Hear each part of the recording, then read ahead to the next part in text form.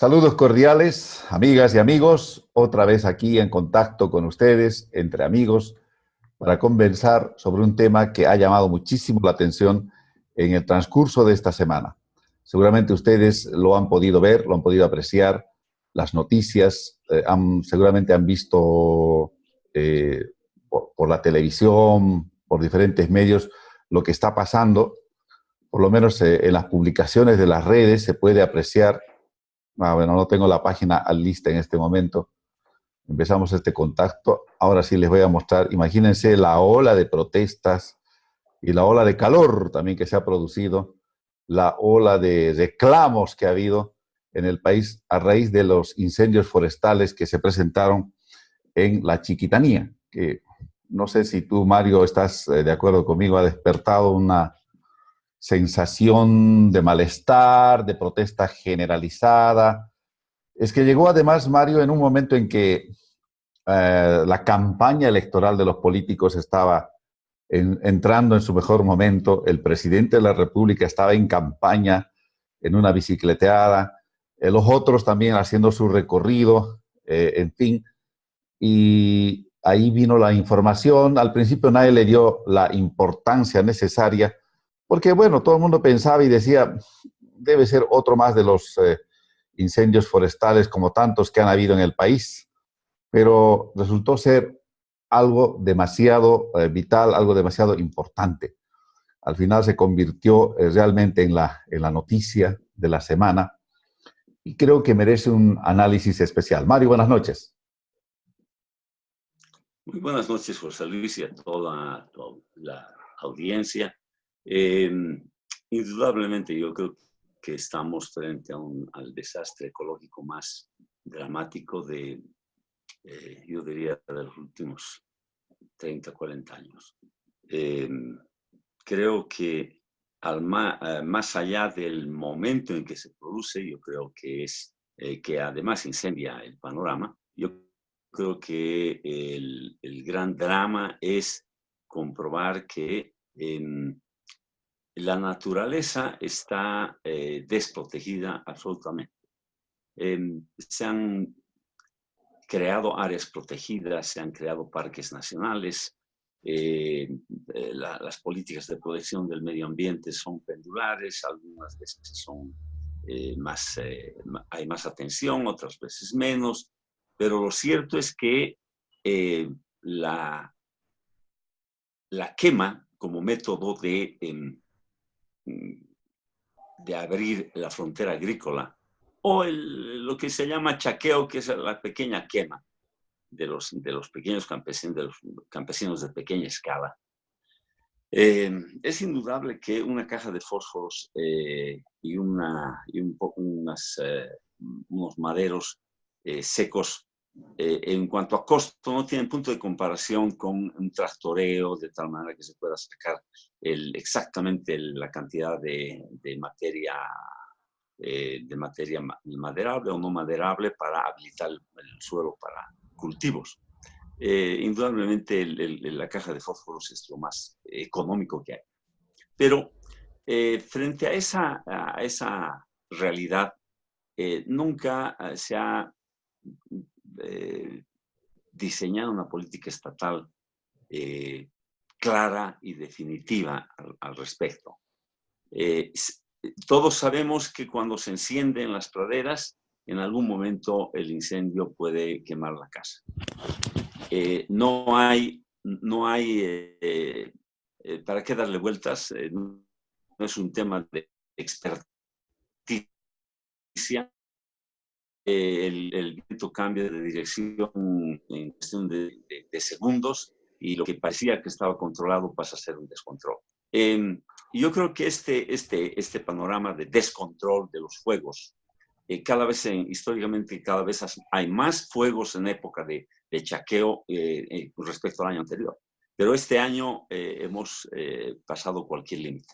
¿Tú crees que está vinculado con el decreto que se aprobó de expandir la frontera agrícola? Porque toda la gente está diciendo que la responsabilidad es gubernamental, que se sacó este decreto que permite la expansión de las fronteras agrícolas.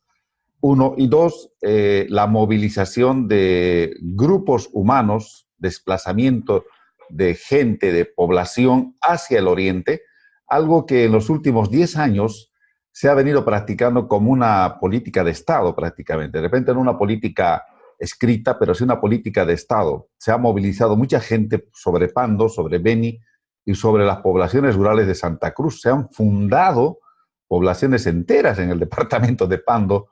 Hay comunidades nuevas y es gente que viene de la zona de los valles, de la zona del altiplano, a expandir la frontera agrícola. ¿Tú crees que está vinculado con todo eso, Mario? José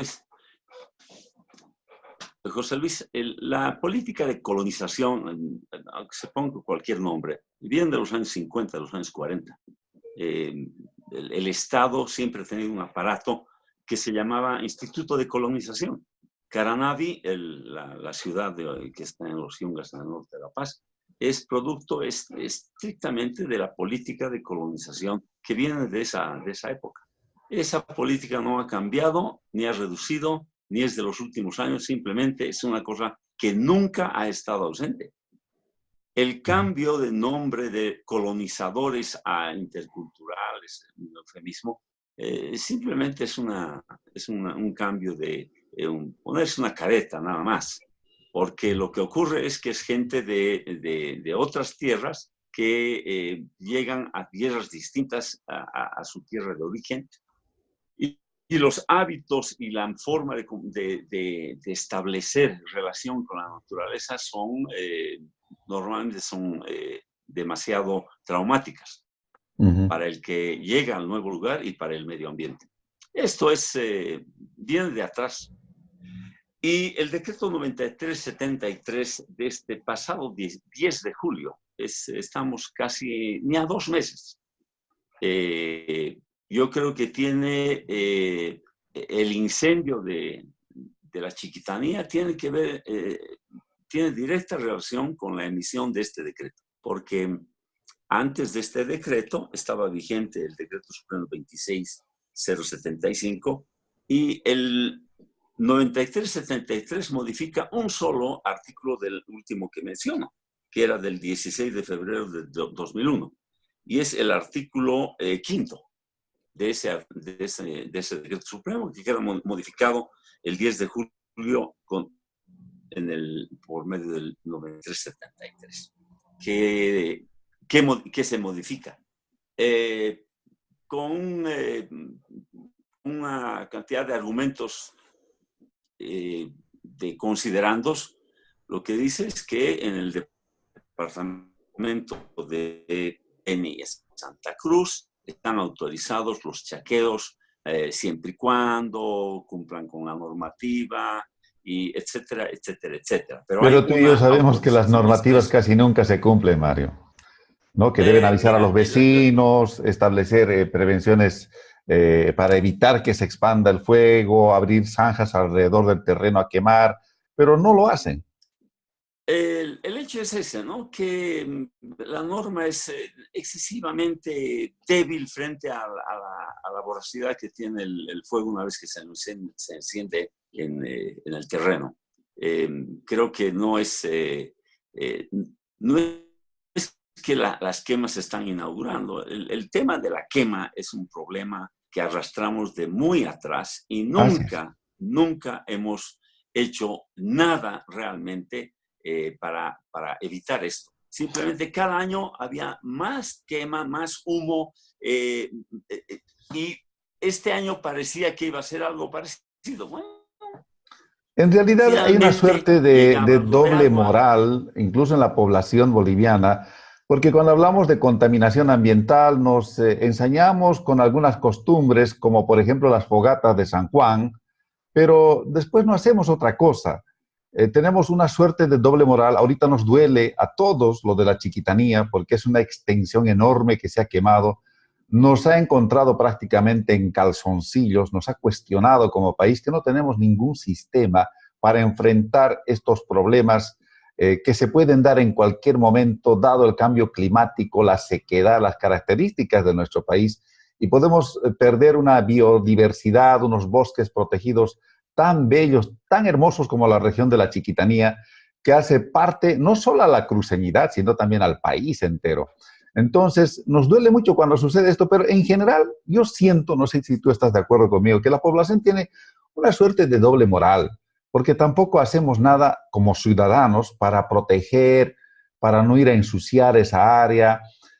Protestamos por las redes sociales, qué sé yo, hacemos un post, pero no hay una acción efectiva, es decir, empezar desde la casa, qué sé yo, de la limpieza de la acera, del recojo de nuestra basura.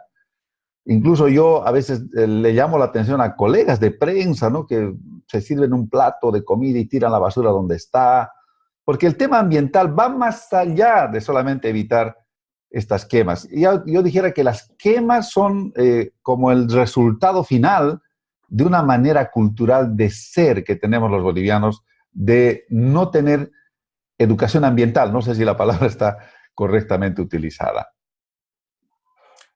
Mira, José Luis, el fuego como instrumento de, entre comillas, limpieza del suelo para labranza, es un método que se utiliza en el África, en el Asia, en todo el planeta. De tal manera que no es propio solamente de los bolivianos. Lo que está ocurriendo en el Brasil es prueba clara, lo del Paraguay, el norte argentino, es prueba clara que los focos de incendio, de quemas, son justamente para habitar tierras para el ensanchamiento de la frontera agrícola, en todo Sudamérica, donde yo creo que estamos en un entredicho. Cuando el verbo y la acción se disocian, ahí es donde empiezan los graves problemas. Estoy de acuerdo. La constitución política aprobada en Sucre y después en La Paz, la vigente, tiene una cantidad de articulados respecto de la madre tierra que es, nunca antes habíamos tenido a la madre tierra, a la naturaleza como sujeto de derechos. Y solamente hay 2 constituciones en América Latina que tienen esta particularidad. Es la nuestra y la ecuatoriana, que son gemelas en el mismo tema. Pese a que hay semejante, yo diría, ese fue uno de los grandes avances de la Constitución del 2009. El hacer de la naturaleza un sujeto de derechos. Y junto con ella los animales, en fin, todo, el agua. Pero cuando aparecen autorizaciones para incrementar el área de la frontera agrícola, nada más ni nada menos que para transgénicos. Exacto. Para sembradíos de biodiesel, ya no para alimentación. Entonces ya no nos contemos el cuento de que la quema autorizada con el decreto supremo 9373 es porque hay necesidad de alimentación. Se ha autorizado mayor siembra de soya transgénica que no las estamos comiendo los bolivianos por intermedio de leche de soya, una cantidad inmensa de productos, incluso la carne. Está haciendo la torta de soya que alimenta al ganado. Está en base a transgénicos, de tal manera que los bolivianos hace rato que estamos consumiendo transgénicos. Pero yo me pregunto, por lo menos en mi casa, la cantidad de soya que comemos al año es, pero insignificante.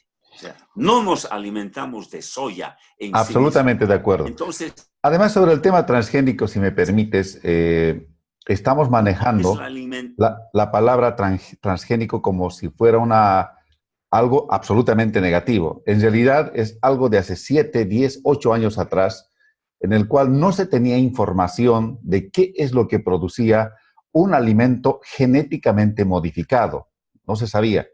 Pero hoy en día ya hay algunos avances y en algunos rubros la modificación genética de las plantas les permite, por ejemplo, ser más resistentes a la sequía.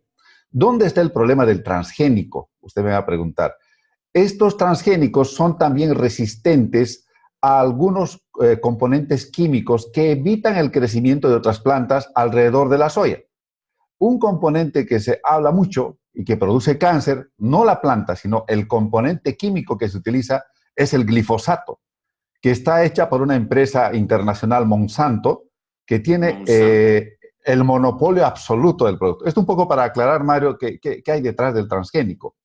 En realidad estamos consumiendo ya carne genéticamente modificada, carne vacuna, pero hace muchísimo tiempo, desde el momento en que se hace inseminación artificial, se hacen modificaciones para obtener esas vacas distintas, más musculosas, con más carne, ya no son tan naturales, han sido genéticamente modificadas, pero no significa que al comer esa carne te va a producir alguna enfermedad, sino los químicos que se le da.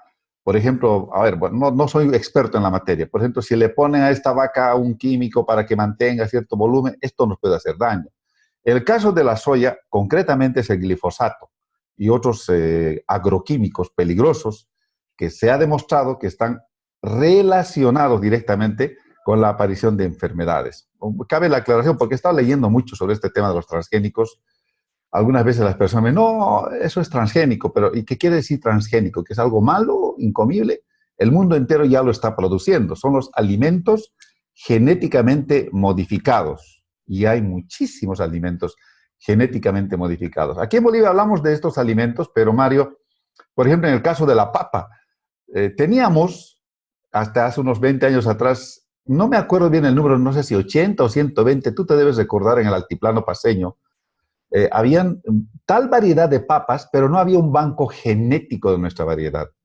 No había algo que es como un registro de la variedad. Y se han ido perdiendo. Yo me acuerdo que los campesinos consumían unas papitas medio raras, distintas, que más que papa parecían camotes o oca, y eran papas. Y ya no existe en el mercado, muy poco. Ya el campesino dejó de cultivar y se han empezado a introducir variedades como la papa holandesa, que es la que más se vende para hacer las papitas fritas, porque son más largas, se parecen al huevo de avestruz, esas papas grandotas. Entonces, y además se han ido experimentando en las granjas nuevas variedades de papas. También se han hecho modificaciones genéticas en esos productos. Ahora, hay que ver bien qué es una modificación genética. Es el cruce de genes para lograr nuevas variedades, ¿verdad? Un poco a manera de Mira, José información. Luis, evidentemente, mira, los alimentos genéticamente modificados tienen en sí mismos, más allá del glifosato, problemas que no tenemos certeza exactamente en este momento de cuáles son los efectos. Pero los científicos del primer mundo ya han advertido al planeta que los GMOs, los alimentos genéticamente modificados, tienen consecuencias sobre la salud humana. No se recomienda ingerir alimentos genéticamente modificados. Peor si han sido tratados con glifosato de Monsanto. Peor aún, porque el glifosato produce cáncer, pero directamente, es cáncer. El glifosato es cáncer. Pues, Claro, tú lo cuando que le echas a está una planta el glifosato, en en el 3 Oriente días la planta Boliviano, muere.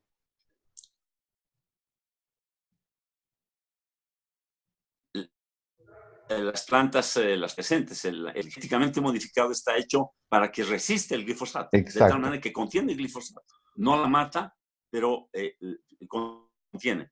Ahora, yo quiero señalar un punto. ¿Qué parte de la industria boliviana, qué parte de los productores son los que presionan desde hace más de 5 gobiernos atrás, ya no hablemos de años, para que los alimentos genéticamente modificados se Cultiven más. permitan Los sembrar en olleros, Bolivia? los olleros, con el tema del biodiesel. La industria del Oriente son los directos responsables de lo que está ocurriendo en la Amazonía. No nos contemos cuentos, no tratemos de decir, este gobierno únicamente. El gobierno tiene la responsabilidad que le toca responder ante la sociedad y ante la historia, porque es quien está dirigiendo las políticas públicas y ha sacado entre ellos el decreto al que nos hemos referido. Pero los que tienen directa responsabilidad son los agroindustriales del oriente boliviano, que han construido un negocio que es insostenible. No ganan plata a menos que se lo subvencione, y se lo subvenciona con petróleo más barato para los vehículos que utilizan en la industria.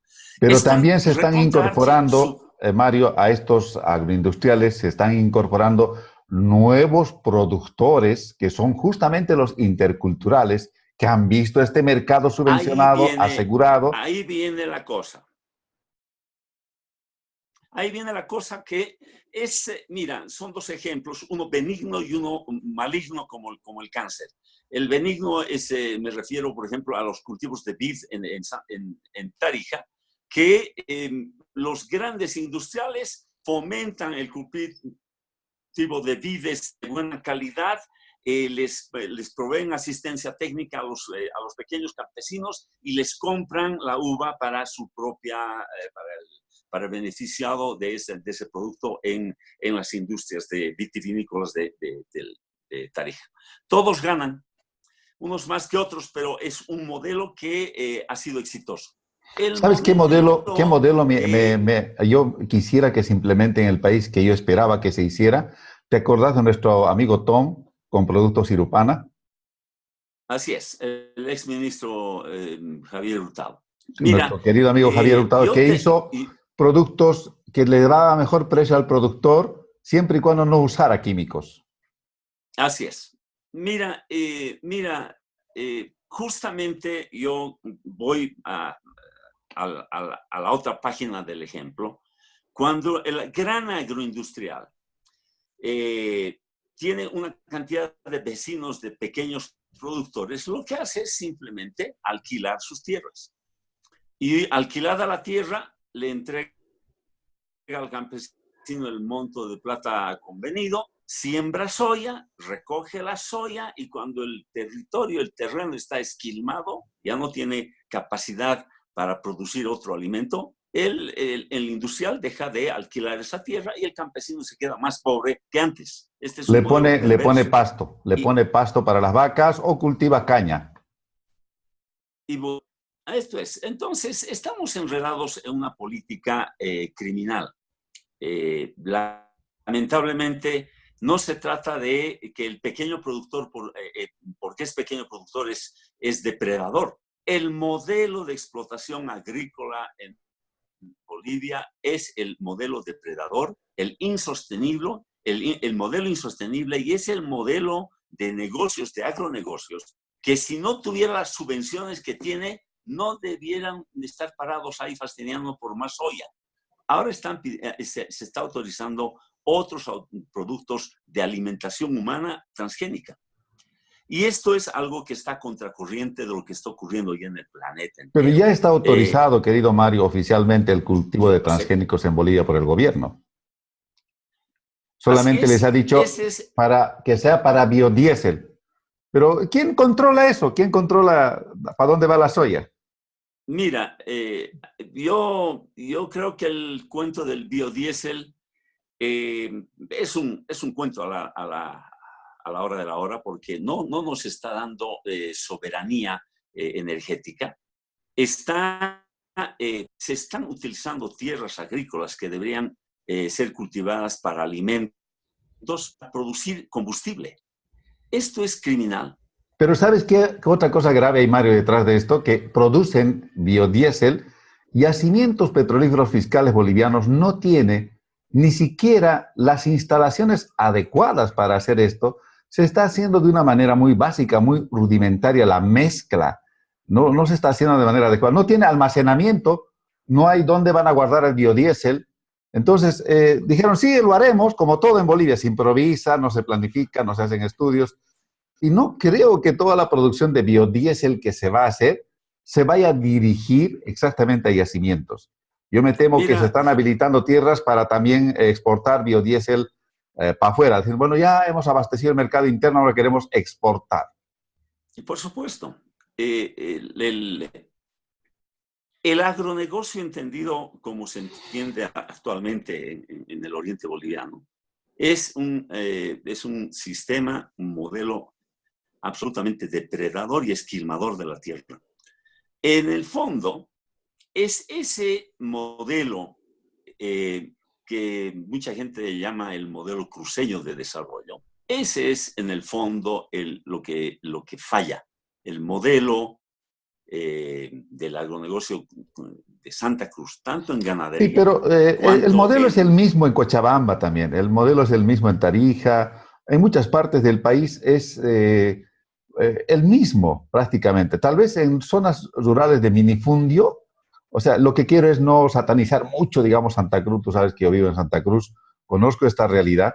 Evidentemente hay empresarios muy grandes que hacen lo que tú dices, pero también hay esfuerzos de empresarios por hacer una producción bajo control ecológico. Tal vez no se los publicita mucho, no son todos los que están haciendo negocios con el gobierno actual.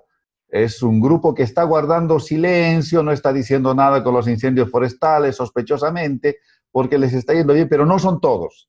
Hay que tener mucho cuidado con la generalización. No son todos. Hay también Yo empresarios conscientes.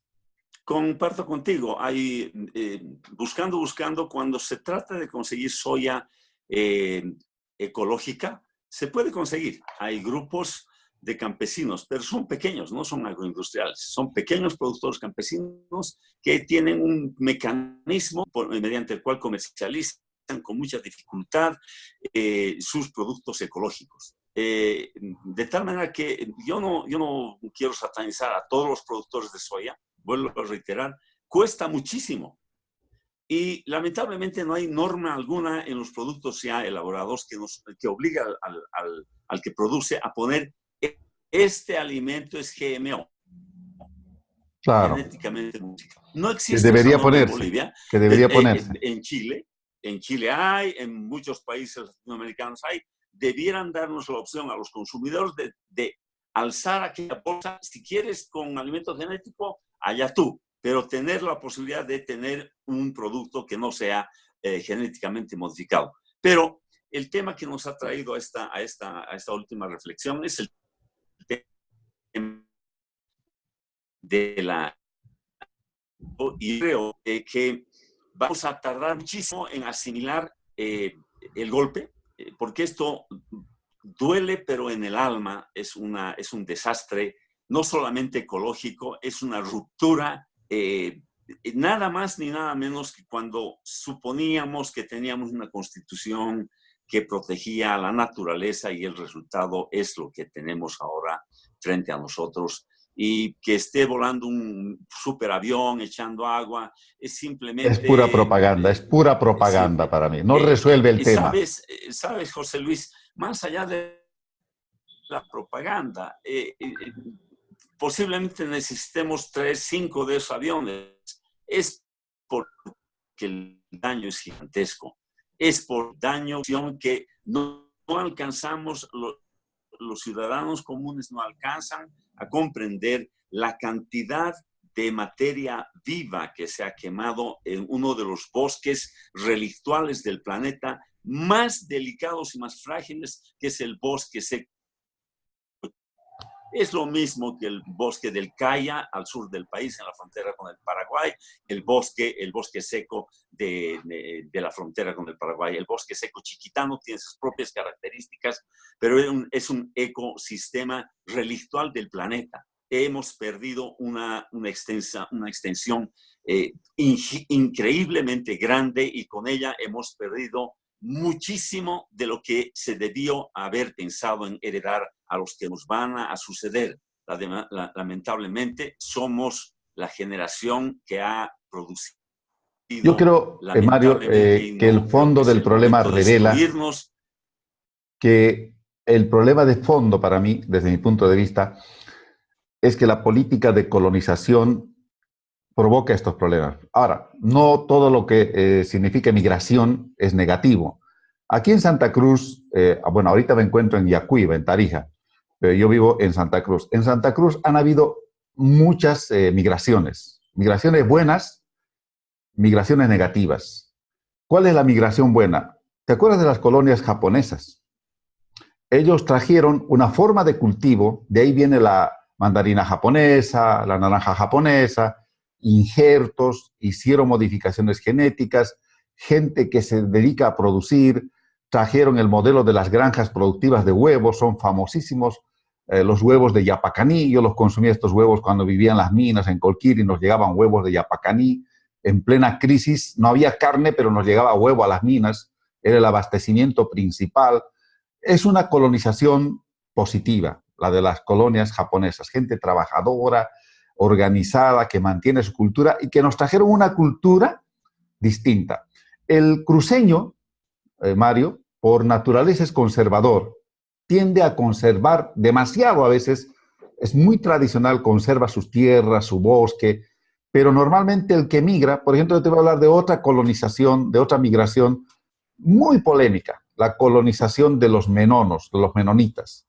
Los menonitas trajeron unos tractores que ni siquiera tienen llantas de goma, bueno, ahora ya se han actualizado, pero cuando llegaron, venían a triturar la tierra, pero a tal punto, la explotaban la tierra a tal punto que hacían talco la tierra, la pisoneaban totalmente y trajeron el modelo del monocultivo, la soya, justamente la soya. Empezaron los monocultivos, porque antes se cultivaba de otra manera, en medio de, qué sé yo, de la soya se podía poner otra cosa, otras plantas, se manejaba de manera integral, el que vivía acá lo manejaba y eran cultivos pequeños. Las extensiones de soya llegaron justamente con las colonias, pero ahora, en los últimos años, se están produciendo más monocultivos en torno a la soya, en torno a algunos productos. Tú vas a ir por algunas zonas que antes producían arroz, hoy ya no producen arroz.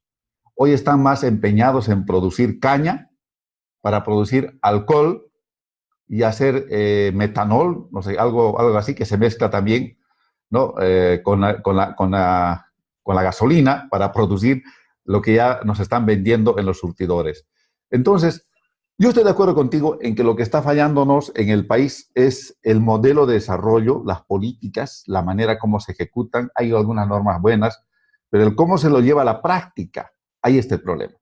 Porque tenemos una mentalidad en la que la protección de la naturaleza, Mario, no está presente, no está presente. Es una cosa, una falla desde la escuela. En los últimos años el gobierno en la escuela está trabajando mucho esto de ecología, casi todos los años en las escuelas, los colegios hacen sus trabajos prácticos con recojo de la basura, conservación, plantitas, hacen sus pequeñas granjas, pero va a ser un proceso muy largo para que tengamos resultados.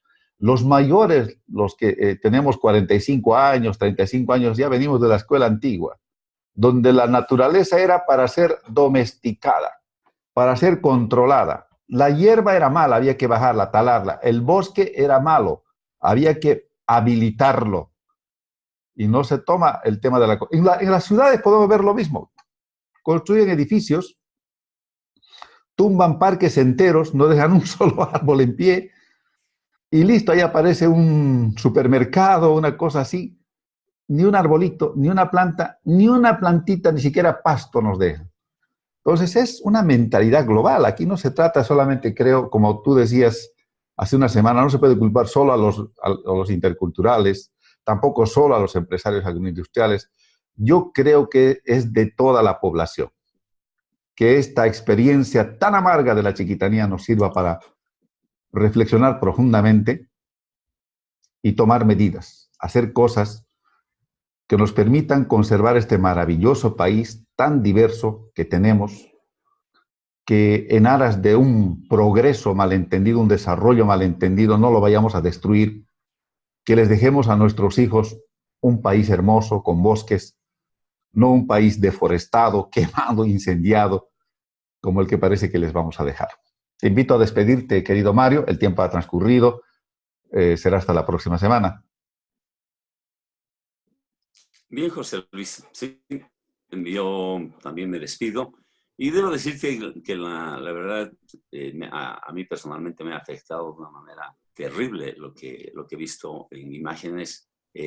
No encuentro manera explicar a mí mismo cómo hemos sido capaces de llegar a este punto.